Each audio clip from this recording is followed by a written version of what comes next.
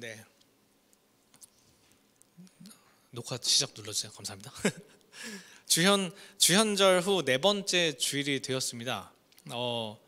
작년 한 해가 어떻게 지나갔는지 실감할 틈도 없이 벌써 오늘이 2021년 1월의 마지막 날, 1월이 벌써 다 갔어요. 됐습니다.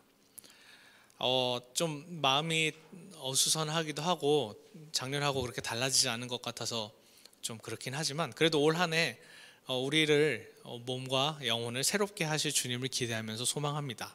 이 놀라운 축복이, 우리를 새롭게 하신 축복이 나의 사랑하는 교회 교우님들과 예배 드리시는 각 처소에 가득하시기를 기도합니다. 네, 계속해서 어떤 교회력 이야기를 제가 말씀드리고 있는데요. 교회력 중에서 오늘 주현절, 또 주현절 뒤에 막 숫자가 붙으니까 이제 헷갈리기 시작하는 거예요. 주현절 후 네 번째 주일 하니까 좀 생소하시게 들리실 것 같습니다. 저도 그랬습니다. 특별히 사순절이나 대림절은 조금 그래도 들어봐서 익숙한데 주현절이라는 그 글자도 좀 생소했고, 그리고 교회력이란 어떤 그 절기를, 교회의 절기를 저만의 어떤 신앙의 언어와 리듬으로 이렇게 가져오기까지 꽤 많은 시간이 걸렸던 것 같습니다. 그래서 좀 이해를 돕기 위해서 주현절, 지금 저희의 어떤 교회력의 기간인 주현절을 좀 쉽게 말씀드려 본다면, 쉽게 하나님께서 예수님을 통해 나타나셨다라는 말로 축약해 볼 수 있습니다. 하나님께서 나타나셨다, 예수님을 통해 인간사회에 나타나셨다, 이 말은 어떤 결코 추상적인 개념입니다. 우리가 실제적으로 찬양과 기도 중에 말씀을 통해 우리가 감동을 받으며 하나님의 나타나심, 하나님의 인지하심을 경험하기도 하고요. 그리고 또 하나님께서는 우리의 인생과 역사에서 말씀이나 사건, 아니면 어떤 관계나 기도의 다양한 방법을 통해서 우리에게 끊임없이 매일매일 나타나고 우리의 마음 문을 두드리고 계십니다. 그 하나님의 얼굴은 어떠하신가요? 하나님의 모습은 어떠하실까요? 때로는 지혜로운 모습으로, 때로는 어떤 도와주는 이의 모습으로, 때로는 사랑으로, 때로는 기쁨의 얼굴로, 때로는 아픔의 얼굴로, 때로는 우리를 이렇게 다그치시는 얼굴로 그렇게 나타날 때가 있습니다. 그래서 우리가 그 나타나시는 하나님을 우리가 믿고 안다면 거기서 중요한 것은 그 하나님이 계시다라는 사실을 아는 것과 더불어서 그 하나님께 어떻게 응답할 것인가가 중요한 것 같습니다. 우리가 하나님께 응답하려 할 때, 나타나시는 하나님, 마침내 나타나신 그 하나님의 나라에 응답할 때 바로 중요한 것이 있다면 그것은 하나님의 마음을 잘 이해해야 하는 것입니다. 예를 들어서 저희가 막 이렇게 부모님이나 선생님한테 혼나고 있을 때 그때 실실 쪼개면 어떻게 되죠? 더 혼나게 되죠. 그리고 우리가 어떤 지혜를 발휘해야 하는 순간에, 같이 합력해야 되는 순간에 우리가 갑자기 게으를 수는 없는 것입니다. 심지어 하나님께서 내 삶에 언제 나타나셨는지 정말 알지도 깨달을지도 못할 만큼 이렇게 아둔해져서는 더욱 안 되는 일이겠습니다. 이러한 하나님의 나타나심, 이러한 하나님의 나타나심에 우리의 응답, 이것은 우리 어떤 개인적인 신앙의 영역에서만 신앙 영역에서만 관련 있는 것은 아닙니다. 우리는 우리 개인을 뿐만 아니라 이 세상을 향해, 이 역사의 한복판을 향해 나타나시는 하나님 나라에 관해서도 우리는 마찬가지로 이 주현절에 민감하게 반응하고 응답할 수 있어야 합니다. 이 주현절 신앙은 우리를, 개인의 신앙을 넘어서서 하나님의 나라가 오늘날 세상과 역사에는 어떻게 나타나는가, 어떻게 이루어지는가, 어떻게 반영되는가에 대한 관심을 갖게 합니다.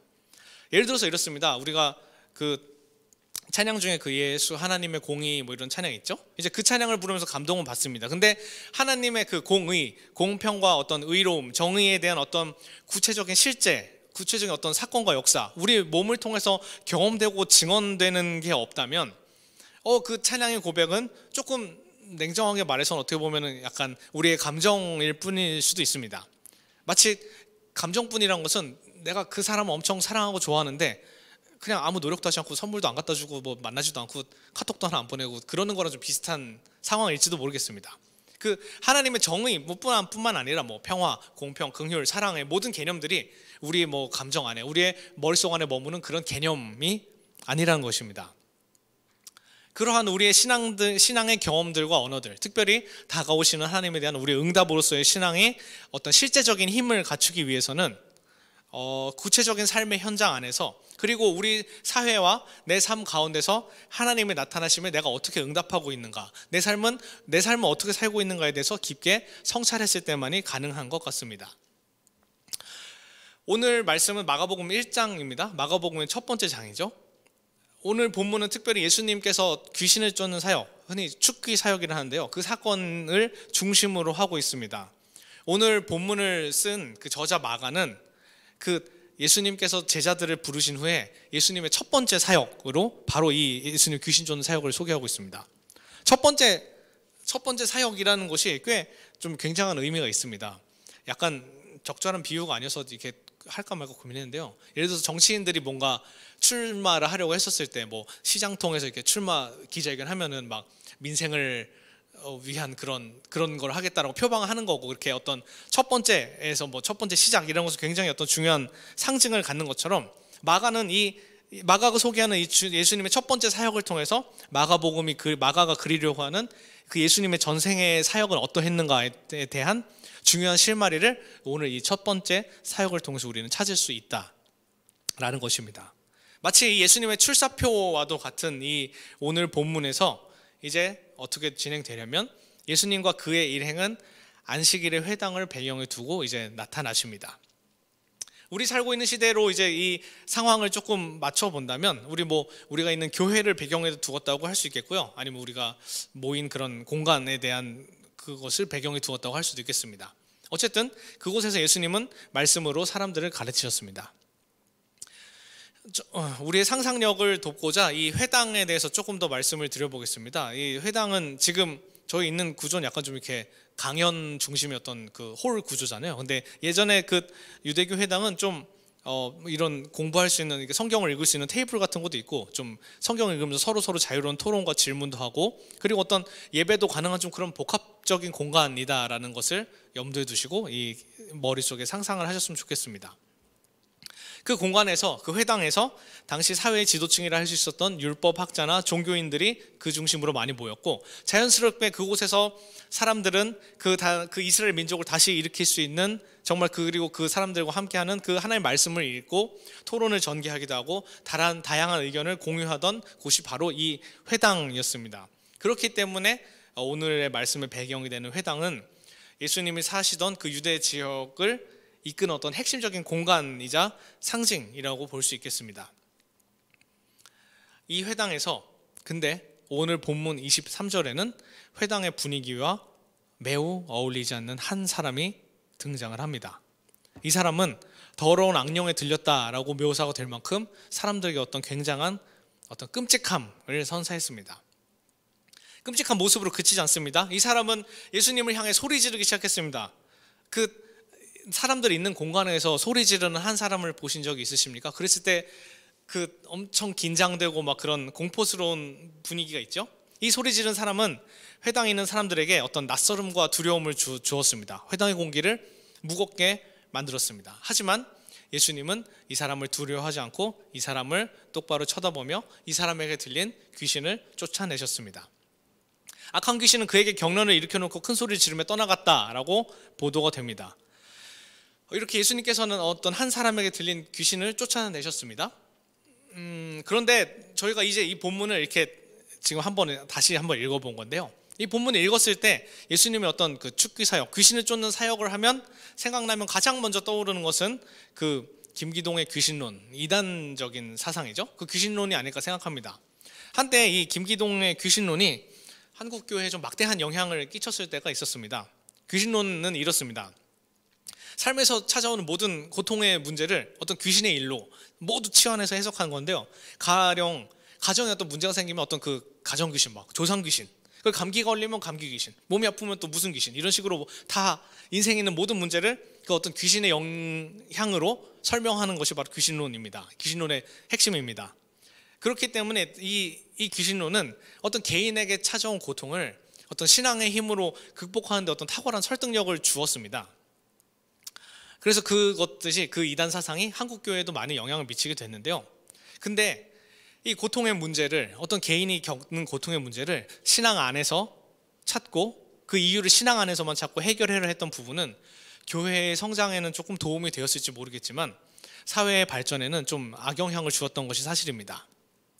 이 귀신론으로 인해서 어떤 사회적인 개인의 문제가 아니라 이 사회 구조적으로 생기는 문제들, 그로 인해서 발생하는 어떤 실업과 고통, 아니면 어떤 가부장제의 폐단과 악습으로 고통받는 그 여성들의 어떤 스트레스성 질환들, 그리고 뭐 조금 더 이야기하면 환경 파괴의 문제에 대해서 그거에 대한 어떤 그리스도인의 전 세계적 책임, 이런 주제에 대해서는 이 귀신론은 대처하고 파악하지 못했기 때문에 상당히 사회 문제에 무지하고 무감각한 신앙인을 양성하게 된 부분이 있습니다. 참 아쉽습니다. 그렇기 때문에 우리가 예수님께서 귀신을 쫓았다라는 이 사역을 떠올리면은 좀 다소 좀 귀신론적이거나 어떤 개인의 신앙 안에서만 해석하려는 경향을 너무 쉽게 발견하게 됩니다. 저도 그게 익숙하니까 이 본문 읽으면 바로 딱 그 상황이 먼저 떠오르는 거예요. 그랬을 때 이러한 선입견은 때로 말씀의 맥락을 이해하는데 걸림돌이 될 수도 있습니다. 더구나 오늘의 본문은 그런 맥락과는 조금 상관이 없기 때문입니다. 그래서 다시 한번 차분히 다시 본문의 말씀을 보겠습니다. 차분히 말씀의 본문을 보겠습니다라고 제가 말해놓고 여기 또 써놓고 숨이 가빠요. 문제가 있는 것 같습니다. 저도 차분히 다시 말씀 보겠습니다. 귀신 들린 사람이 뭐라고 소리치고 있는지 한번 23절에 보실까요? 이렇게 말하고 있습니다. 나사렛 사람 예수님, 왜 우리를 간섭하려 하십니까? 라고 합니다. 먼저 저는 여기서 나사렛 사람 예수님이라는 말, 나사렛 사람이라는 말에 제가 주목을 해봅니다. 회당에 귀신 들린 사람은요, 회당에 모인 모든 사람들에게 예수님이 그 나사렛이라는 그 정말 작고 가난한 그 비천한 동네 출신임을 밝히고 있습니다. 이것은 예수님의 그 호적을 잘 파악해서가 아니라 일종의 어떤 비하하려는 의도가 좀 담겨 있습니다. 이 귀신 들린 이 사람의 말을 우리는 번역된 그리고 정제된 어떤 성서의 문장으로 보고 있어서 읽을 때 느낌이 조금 덜 사는 부분이 있는데요. 제가 실제 이 사람의 의도를 담아서 조금 더 생생한 말로 바꾸어서 한번 전해 보겠습니다. 그럼 이렇게 읽을 수도 있습니다. 한번 해볼게요. 어디 하찮은 동네 출신이 여기 와서 우리의 일을 간섭하려고 들어? 우리를 없애기라도 할 모양인가 보지? 아, 그래. 사람들이 말하길 당신은 하나님께서 보낸 거룩한 사람이라지? 이렇게 들리면 좀 다소 좀 비꼬고 좀 이렇게 예수님을 이렇게 무시하는 그 톤을 좀 느낄 수 있으실 것입니다. 좀 느낌이 다르죠? 그럼 이랬을 때 이 조롱과 멸시가 가득 담긴 이 말을 듣는 사람의 입장은 어떨까요? 더군다나 이게 예수님의 첫 사역이고 제자들과 함께 등장한 첫 무대에서 등장하자마자 쟤 나사렛 사람이야, 쟤 천한 사람이야, 너 지금 우리 일을 방해하려고 하는 거야? 그거를 이제 바로 나오는 겁니다. 굉장히 김 빠지는 일입니다. 제가 교육전도사를 처음 했었을 때 갑자기 제 얘기예요. 그 아이들 한 5-6명이 앉아 있었는데 제가 열심히 설교를 하고 있었습니다. 근데 어떤 맹랑한 초등학교 1학년 여자아이가 설교 중간에 이렇게 손을 딱 들고 제 생각에는 저번 전도사님 훨씬 잘하는 것 같아요 라고 그게 제 첫 주 설교였어요. 첫 사역에 첫 사역에 첫 설교에 첫 예배였는데 그 말을 제가 듣고 물론 이제 기분 좋게 긴장이 잘 풀리긴 했는데 이 상황은 좀 다른 것 같습니다. 이거는 어떤 장난스러운 맹랑한 아이의 발언이 아니라 진짜 진지한 상황에서 막 너무나도 조롱과 멸시가 가득한 이 상황에 있는 제자들과 예수님께서는 어떤 좀 회당 안의 사람들과는 차별되어지고 구분되어지는 너는 우리의 사람이 아니야, 너는 우리가 아니야 라는 어떤 그런 벽을 느끼셨을 것 같습니다. 반면에 이제 그러면 그런 말을 하는 사람들은 누구인가, 그렇게 말을 해왔던 사람들은 누구인가를 우리는 알 수 있습니다. 그런 말을 주로 예루살렘 출신들의 높은 계층들 혹은 그 성전 안에만 있는 사람들이 그렇게 말을 많이 하지 않았을까. 그 당시 나사렛 지방이나 다른 지방 사람들에 대해서 그렇게 대하는 풍조가 이 안에 고스란히 남아있구나 라는 것을 우리는 짐작할 수 있게 됩니다. 그러기에 우리가 이 본문을 읽었을 때 특별히 마가복음은 마가가 본 예수님을 이렇게 그려놓은 거잖아요. 그랬을 때 마가가 그리는 나사렛 예수님의 첫 등장을 통해서 우리는 앞으로 예수님의 사역이 이제 얼마나 고달플 것인가 라는 것을, 험난할 것인가를 금방 눈치챌 수 있다는 것입니다. 이 귀신 들린 사람의 말에는요, 예수님의 어떤 나사렛 출신에 대한 언급 말고 또 오늘 본문을 이해하는 또 다른 중요한 힌트가 숨어 있습니다. 한번 찾아보실 수 있으시겠습니까? 천천히 한번 오늘 본문을 살펴보겠습니다. 나사렛 예수님, 왜 우리를 간섭하려 하십니까? 우리를 없애려고 하셨습니까?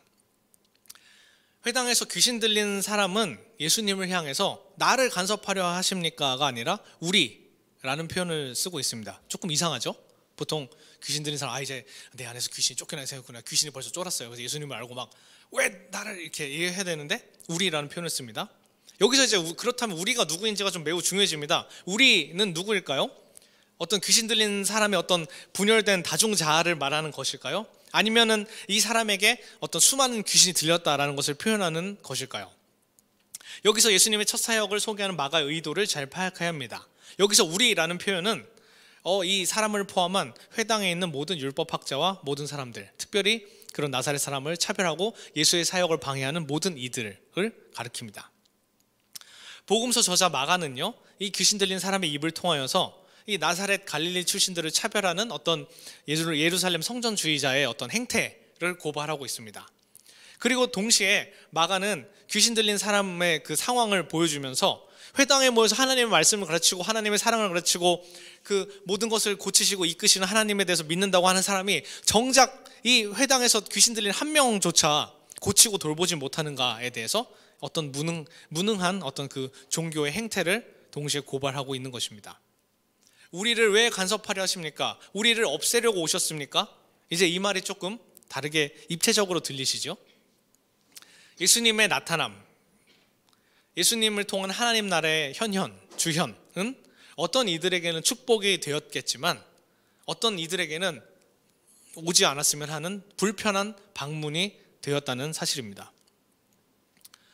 우리가 구약 성서에 있는 수많은 선지서들이 있습니다. 예레미야, 이사야 많이 있는데 특별히 예레미야서에 보면은 멸망을 앞두고 있는 이스라엘의 그 궁궐에 있는 수많은 예언자들은 이렇게 말합니다. 안전하다, 안전하다. 하나님께서 우리를 지켜주실 것이다. 우리는 잘하고 있다라고 왕 앞에서 예언하고 있습니다. 하지만 이스라엘은 멸망할 것이다 라고 예레미야 선지자는 끊임없이 이야기합니다. 결국 예레미야 선지자는 그들에 의해서 감옥에 갇혀버립니다. 이렇게 하나님 나라의 나타남, 하나님의 사역이 나타날 때 누군가는 걸림이 되고 간섭이 됩니다. 하지만 어떤 이들에게, 특별히 가난한 이들, 복이 없다라고 칭해진 사람들, 병들었던 사람들, 그 당시 그 사회에서 소외됐던 모든 사람들에게는 그것은 축복이 되고 새로운 기회가 되기도 합니다. 우리는 하나님의 나타나심 앞에서 어떤 존재인가요? 하나님께서 나타나셨을 때 우리는 하나님을 거부하고 필요 없는 정도의 상황을 살고 있습니까? 아니면 우리 삶에서 하나님 나타나심은 굉장한 축복이고 기쁨입니까? 만약 그 기쁨의 차이가 정말 크지 않다면 우리는 정말 우리 삶이 어떠한 위치에 있는가, 내가 정말 가진 것이 무엇인가, 나는 어떠한 사람인지를 성찰하고 기도해 봐야 하는 것입니다. 예수님은 그 괴로움에 소리치는 한 영혼을 향해서 그 입을 다물라고 하십니다. 그리고 그에게 씌워진 삶의 무게를 이게 걷어내 쫓아버리셨습니다. 그 입을 다물라 하는 그 말에서, 그 말을 그치라라는 말에서 저는 이런 생각을 해봅니다. 우리는 어떤 한 사람의 고통에 대해서 정말 많은 말을 너무 쉽게 합니다. 사람들의 악플에 시달려서 스스로 목숨을 거둔 연예인을 향해서 또다시 수많은 악담을 2차, 3차로 쏟아내는 게 우리 사회의 모습입니다. 어떤 배달 노동자의 처우에 대해서 이야기를 하려고 할 때 어디 그렇게 오토바이 함부로 모는 짱깨들이 너희들이 자초한 일이잖아, 돈 더 받으려고 그러는 거야 라고 너무 쉽게 우리는 말합니다. 해고된 노동자가 억울함을 호소하려고 할 때 야, 그 시간에 무슨 그거냐, 너 취직이나 하지 왜 부지런하지 못한 것, 네 핑계지, 너가 진작에 알아서 했었어야지 라고 우리는 너무 쉽게 말을 합니다. 제가 일하는 그 영등포 산업선교회에서 저는 기관 목회를 하고 있는데요, 그러다 보면 이제 좀 부당해고나 불법적으로 해고된 분들의 어떤 상황에 놓인 그런 분들을 많이 만나게 됩니다. 그런 분들의 이야기 들어보면은 좀 비슷해요. 평소에는 어떤 노동자 이런 거, 그런 거에 관심조차 없던 분들이 이제 회사의 어떤 그런 부당하게 해고되고 회사의 어떤 불법적이고 조직적인 탄압을 받고 나서야 이게 어떤 한 개인의 문제가 아니었구나, 나도 저렇게 잘리는 사람 막 농성한 사람 보고 막 그렇게 욕했었는데 그게 아니었구나 라는 것을 깨닫게 되었다고 말을 참 많이 듣습니다.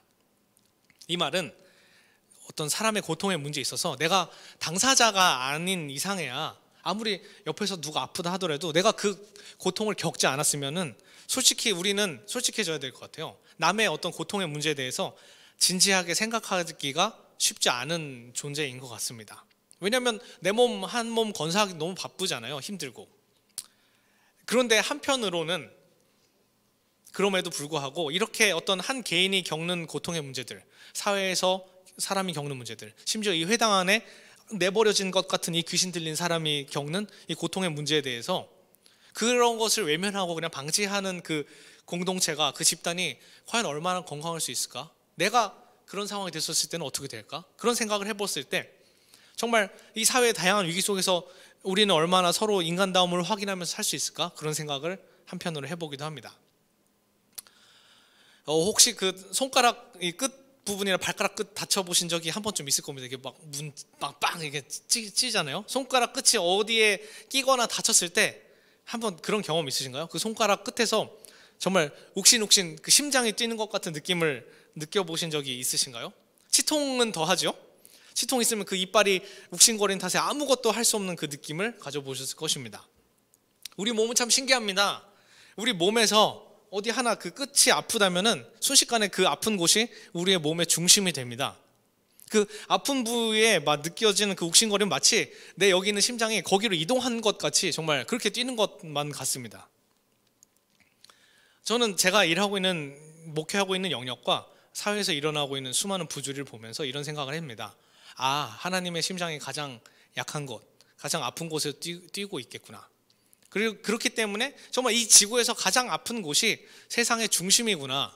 우리가 그 예루살렘 성전에 있는 그 지도자들처럼 그곳이 세상의 중심인 것처럼 살았지만 실제로 그 버려진 그곳, 정말 욱신욱신 심장이 뛰는 그 상처난 곳, 그곳이 하나님의 마음의 중심이고 세상의 중심이구나라는 것을 저는 깨닫게 되었습니다. 그렇기 때문에 우리 몸이 솔직히 고백하잖아요. 어디 찡겼을 때 거기가 제일 아프고 치통이 있었을 때 아무것도 못할 만큼 나의 세계가 거기에 몰입되는 것처럼 그리스도의 몸된 교회 역시 고통의 문제에 대해서 이렇게 우리 몸처럼 반응해야 하는 것이 아닌가. 교회가 이런 한 영혼의 문제를 그렇게 건조하게 외면할 수는 없는 거 아닌가라는 생각을 해보게 됩니다. 성서를 한번 잘 살펴보시면 어떤 우리가 축복 저주에 대해서 많이 생각을 하잖아요. 그랬을 때 성서에서 축복과 하나님께서 주신 축복과 저주는 어떤 개인보다는 항상 어떤 집단 공동체에 많이 적용된다는 것을 알 수 있습니다. 이스라엘 민족을 향한 축복, 또 그 하나님의 말씀을 순종하지 않았을 때 행해지는 이스라엘 민족을 향한 저주, 어떤 개인을 향한 것보다는 성서 전반을 살펴봤을 때 공동체를 향한 축복과 저주가 훨씬 많다는 것을 우리는 알 수 있습니다. 참 놀라운 사실입니다. 구약시대에 보면은 에스겔, 예레미야, 이사야 수많은 뛰어난 예언자, 개인 신앙이 얼마나 출중했겠습니까? 하나님의 말씀을 듣고 하나님의 마음에 공감할 정도면 더할 나위 없죠. 그런데 그런 사람이 있었어도 이스라엘은 멸망했다는 것입니다. 그렇기 때문에 죄악의 문제는 어떤 한 개인의 문제가 아니라 공동체의 문제로 하나님께서는 다루신다는 것입니다. 하지만 반대로요, 요나서에서는 이런 말씀이 있습니다. 그 공동체가 회개를 한다면은 그게 아무리 막 이스라엘 민족을 괴롭히던 그 적국 니느웨, 우리나라 역사로 고백하자면 저 외놈들의 그 제국이 만약에 회개를 한다면 그 니느웨를 향한 멸망도 돌이켜진다라는 것을 우리는 요나서를 통해 확인할 수 있다는 것입니다. 어떤 죄의 문제, 고통의 문제, 축복과 저주의 문제는 우리 공동체의 문제라는 것입니다. 예수님은 그 귀신 들린 한 사람에게, 그 개인에게 모든 문제의 원인을 돌리고 그 사람이 잘못된 거야. 그 사람 부모가 너무 못되게 그렇지, 쯧쯧쯧 불쌍한 것 같고, 그 사람의 문제를 그 개인의 문제와 개인의 상황을 돌려버리고 외면하고 무관심하는 그 성전을 향해 다시 나타나셔서 그 한 개인의 문제를 다시 공동체의 책임의 문제로 다시 돌려주었습니다. 어떤 한 개인의 문제를 남일인 것처럼 뚝 떨어져서 평가하고 쉽게 말하고 종교적으로 신앙진을하고 저울질하려던 그 말들을 그만 말해라, 그 입 다물라라고 외치시고, 그 내 이웃을 내 몸처럼 여기지 않던 그 모든 악마적인 풍조를 헐헐 내쫓아 버리신 것이 바로 마가복음이 증언하는 예수님의 첫 사역이자 하나님 나라의 나타남, 주현의 증거가 되었다는 것이 오늘 본문의 증언입니다. 저희가 작년 한 해 거의 코로나의 해라고 봐도 과언이 아니겠죠. 그 시기를 살면서 정말 한 생명의 소중함이 얼마나 중요한지를 우리가 실감하고 있습니다. 그리고 정말 그 한 명이 감염되면은 정말 그 한 명의 문제로 그친 게 아니라 그 한 사회의 기반이 흔들린다는 것을 우리는 이 질병 사건을 통해서 우리는 경험했습니다. 그렇기 때문에 우리는 이 코로나 사태 이후에도 우리는 서로 한 몸처럼 서로 연결되어서 영향을 주고받는 존재라는 것, 이 존재라는 이 감각을 우리는 반드시 깨달아야 하겠습니다. 마찬가지입니다. 한 사람의 고통, 그리고 그 모든 한 사람에게 그 고통의 책임과 그 해결과 그 모든 것을 전가해버리는 사회, 그런 사회는 다시 없어야겠습니다. 마치 코로나 환자를 두고 방치하는 것과 비슷한 것 같아요. 정말 온 세계가 집중해서 이 코로나라는 질병을 치료하려고 정말 많은 노력을 하듯이 우리 코로나 이후를 살아갈 때 무관심이라는 질병, 정말 이기심이라는 질병을 정말 우리 사회에서 끊임없이 몰아내야 한다는 것을 특히 교회를 통해서 이 세상이 알았으면 좋겠습니다. 지금 방역당국이 이렇게 수고하는 것처럼 앞으로 우리가 살아갈 세상에서 교회가 정말 우리 안에 있는 이기심들, 그 한 개인의 문제가 아니라 우리 모두의 문제임을 알리는 것이 교회의 역할이 되었으면 좋겠다는 생각을 이 말씀을 통해 해봤습니다. 하지만 조금 슬프게도 그 세상의 구원의 어떤 방주 역할을 자처했던 교회가 코로나 시기에 개인의 어떤 믿음, 그 교회의 집단적인 믿음을 사회 공동체의 운명과 안전보다 우선순위에 두었다가 결국 이 교회는 고립된 섬이 되고 말았습니다. 여기서 어떻게 해야 할까요? 우리 교회는 어디서 다시 출발을 해야 될까요? 정말 나타나시는 하나님 앞에, 우리 한국 교회라는 성전 앞에 나타나신 예수님 앞에 우리는 무슨 말을 할 수 있을까요? 우리 일을 방해하러 오셨습니까? 라고 말하지는 않았으면 좋겠습니다. 오늘 말씀을 통해서 우리에게 나타나시는 하나님은 우리가 속한 어떤 교회의 체질, 태도, 그 모든 것을 바꿀 것을 요청하고 계십니다. 심지어 우리가 막 간섭받는 것 같고 내가 그동안 가져왔던 것이 전부 없어질지는 모르겠지만 그래도 주님께서는 우리에게 뭔가 새로운 변화, 새로운 교훈, 새로운 권위에 순종할 것을 요청하고 계십니다. 그 권위 있는 새 교훈이란 게 무엇일까요? 이 사람들이 정말 놀라고 이게 무슨 일이냐라고 놀라버린 그 새 교훈이 무엇일까요? 그건 정말 우리 기독교뿐만 아니라 그 모든 기독교를 포함한 모든 사회 구성원들, 하나님께서 그토록 사랑하시는 세상의 모든 사람들에게 충분한 설득력과 비전과 소망을 줄 수 있는 것이어야겠습니다. 가난한 한 사람을 외면하지 않는 사회 제도를 만들어가는 일, 정말 그 수많은 악플들, 연예인들이나 개인들을 향해 쏟아진 그 비난들을 정말 그것이 얼마나 엄격한 죄인지를 다스리는 것, 정말 가부장제로 인한 어떤 악습들을 되풀이하지 않는 것, 구조적인 어떤 노동의 여러 문제들, 비정규직의 문제들을 한 사람의 어떤 게으름이나 부족함으로 치부하지 않는 그런 사회를 정말 교회가 앞장서서 가는 것이야말로 그 새로운 권위를 우리가 얻는 것이 아닐까요? 권위는 누군가가 나한테 부여하는 것을 권위라고 합니다. 근데 만약 내가 내 것을 주장하는 것은 권위주의라고 하더라고요. 권위주의적인 어떤 교회 태도가 아니라 정말 사람들이 부여하는 권위, 정말 신적인 권위, 영적인 권위를 우리가 다시 회복해야 할 것 같습니다. 우린 그 험난한 작년을 지나면서 정말 많은 일을 이제 겪게 될 것입니다. 특별히 제가 일하는 영역에서 비정규직 노동자분들이나 그 하청의 하청 기업, 그 기업의 밑에서 납품을 하고 이제 그런 기업의 노동자분들이 코로나19 이후로 이제 많은 어려움들을 겪고 계십니다. 무기한 무급휴직 또는 막 명예퇴직을 공고받고 있는 실정에서 처해 있습니다. 정부는 코로나19로 어려움을 겪는 주요 업종에 지원금을 투입하기도 했습니다. 하지만 우리의 기대와 바람과는 다르게 보통의 어떤 큰 기업들이나 회사들은 계약 관계상 을에 위치해 있는 하청업체들의 어떤 계약을 일방적으로 그냥 파기하는 방법을 많이 택하고 있습니다. 그 함께 같이 일을 만들어 온 사람이고 이런 제품을 만들기 위해서 서로 수고했던 사람들임에도 불구하고 같이 어떻게 함께 가려는 노력을 하기보다는 합법이라는 테두리 안에서 조금 더 쉽게 계약 해지, 이런 방식의 해고 방법들 많이 벌어지고 있습니다. 그게 작년 코로나 이후에 이제 올해 많이 진행될 일이라서 좀 가슴이 아픈데요. 그게 어떤 이윤이나 어떤 자금력, 어떤 운영의 원리를 중심으로 적용되는 세상에서는 그게 합당할 수 있겠습니다. 지금 그 사람들 다 먹여 살리는 건 회사의 손해야, 그냥 쉽게 규모를 줄이고 얼른 재정비해야지라고 할 수 있겠습니다만, 좀 현명한 판단일 수도 있겠습니다. 하지만 우리 아까 제가 아픔의 중심이라고 얘기했던 것처럼 그 이윤의 논리가 중심이 되는 것이 아니라 정말 일하는 한 사람 한 사람, 사회의 그 사각지대에 처한 그 한 사람 한 사람을 중심에 놓고 본다면은 이러한 모든 과정들, 너무나도 쉽게 사람들이 잘려나가고 너무나도 쉽게 사람들이 배제되고 장애인들이 배제되고 그 수많은 일들 우리는 코로나19 가운데 겪었잖아요.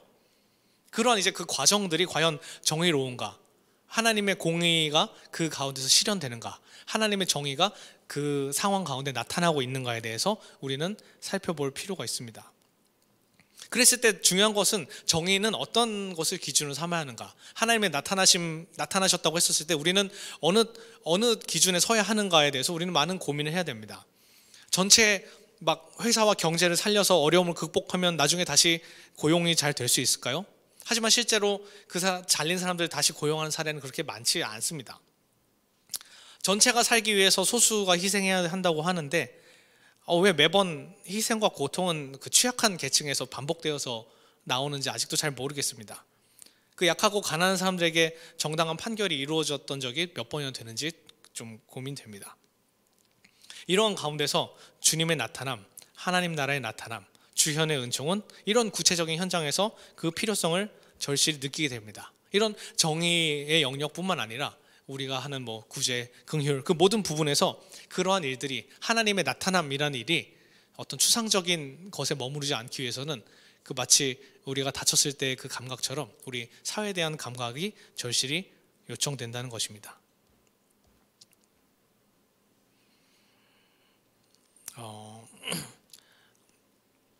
코로나 시기를 겪는 사람들한테 이 어떤 교회의 어떤 공적인 모습이 좋게 보이지 않는 요즘입니다. 교회가 바이러스 확산의 주범이 되고 반사회적인 집단이 되어버린 것만 같아서 좀 마음이 어려운 요즘입니다. 아무리 저희가 신천지는 우리와 다르다, 무슨 열방센터는 우리와 아무 관련 없다라고 이야기를 해도 교회를 모르는 사람이 보기에는 다 똑같은 교회로 보고 있다는 점에서 우리는 좀 너무 억울하기도 합니다.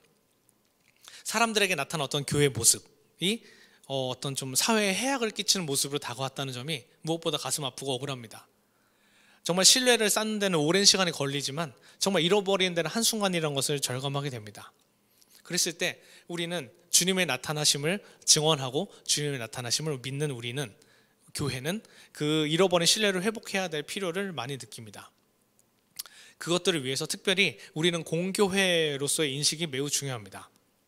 우리 한 어떤 개인 교회가 아니라 공교회라는 인식이 되게 중요합니다. 이 공교회라는 단어는 저희가 예배 시작할 때 사도신경을 같이 신앙 고백하잖아요. 그랬을 때 거룩한 공교회와 성도의 교제와 했었을 때 그 공교회입니다.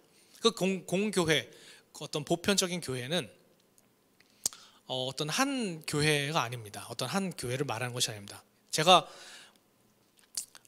아까부터 말씀드렸지만 제가 일한 영등포 산업선교회 사역을 소개할 때 저는 기관에서 목회하고 있습니다, 기관 사역을 하고 있습니다 라면은 다시 이렇게 물어봐 주신 분들이 많습니다. 그러면은 예배는 어디서 드리세요? 라고 이렇게 물으신 분들이 많은데 그 개념의 특별히 교회 안 다니신 분은 잘 모르시잖아요. 그 개념의 혼동이 오는 이유는 사람들은 교회란 것을 오롯이 어떤 한 건물의 교회, 딱 개별 교회로만 생각하시기 때문입니다. 그 교회들이 힘을 모아서 지역별로 혹은 교단 교파를 초월한 그 모든 하나의 어떤 움직임, 이 교회가 만들어내는 그 모든 공공성에 대한 그 감각, 공교회의 감각을 잃은 채 그 한 개별 교회를 생각하기 때문에 한 교회의 일을 하는 사람은 오직 그 교회에 가서 설교 듣고 하나님 믿고 그런 정도로 생각하는 게 현실이라는 것입니다. 하지만 이 교회라는 것은 정말 하나님의 일을 세상에 선포하고 어떤 전문적인 영역에서는 하나님의 정의, 하나님의 평화, 그런 모든 일에 아까 말씀드린 그 자세한 내용들에 우리가 깊게 관여하고 함께 하는 것이 바로 이 공교회의 역할일 줄 믿습니다.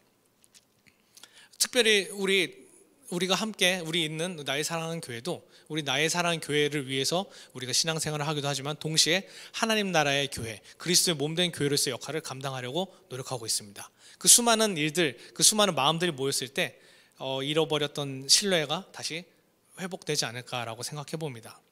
앞서 말씀드린 그 정의, 긍휼, 공평, 사랑이란 말이 구호에 그치거나 개념에 그치지 않기 위해서라도, 교회의 신뢰 회복을 위해서라도 우리 교회를 포함한 그리스도의 몸된 교회, 공교회가 정말 그 하나님의 심장 박동이 뛰고 있는 그 가장 아픈 곳을 외면하지 않았으면 좋겠다라고 생각합니다. 사람들은 그 예수님의 나타남심 앞에서 이렇게 말했습니다. 이게 어찌된 일이냐? 정말 그렇게 놀랄 만큼 한국교회 이게 어찌된 일이지? 라고 정말 다시 세상을 다시 놀래켰으면 좋겠습니다. 정말 세상에 다시 신선하고 새로운 힘을 주는 그런 교회가 되었으면 좋겠습니다. 그리하여서 잃어버렸던 하나님 나라의 권위를 다시 회복하였으면 좋겠습니다.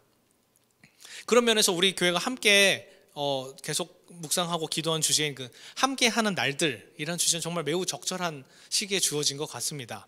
정말 이웃과 함께 울고 웃는 날들, 이웃과 공감하는 시간들, 그리고 이 우리가 있는 장소가 우리만을 위한 것이 아니라 이웃을 위한 환대의 공간이 되는 것들에 대해서 앞으로 더 많이 묵상하고 우리가 공부하고 같이 함께 나눴으면 좋겠습니다.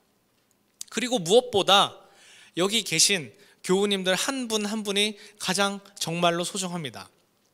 왜냐하면은 여기 계신 모든 교우님들이 그리스도의 몸된 교회의 지체이시자 하나님의 나타나심을 세상에 알리는 존귀한 축복의 통로이시기 때문입니다. 여기 계신 교우분들이 한 분 한 분이 없으면은 우리의 제가 하는 이 설교와 그 모든 일들은 아무 소용이 없는 것입니다.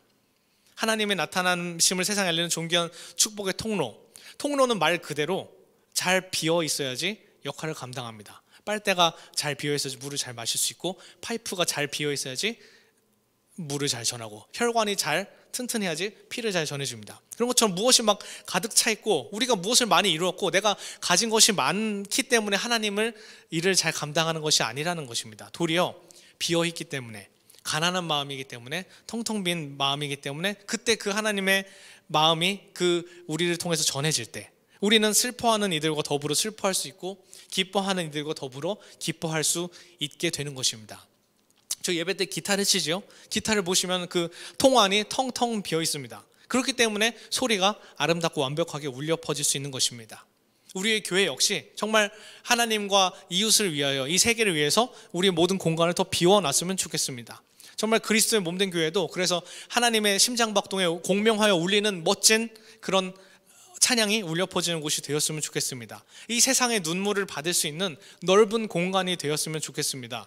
모두가 외면하고 꺼리는 그 마치 회당에 귀신 들린 사람과 같이 방치되어 버린 그 세상의 모든 대하기 싫은 문제들도 정말 우리 교회 안에서, 아니면 그리스도의 몸된 교회 안에서 그 사람들이 나타나니까 해결되더라, 이게 무슨 일이냐라고 놀랄 만큼 그런 소리를 우리 인생에서, 제 인생에서 정말 듣고 싶습니다.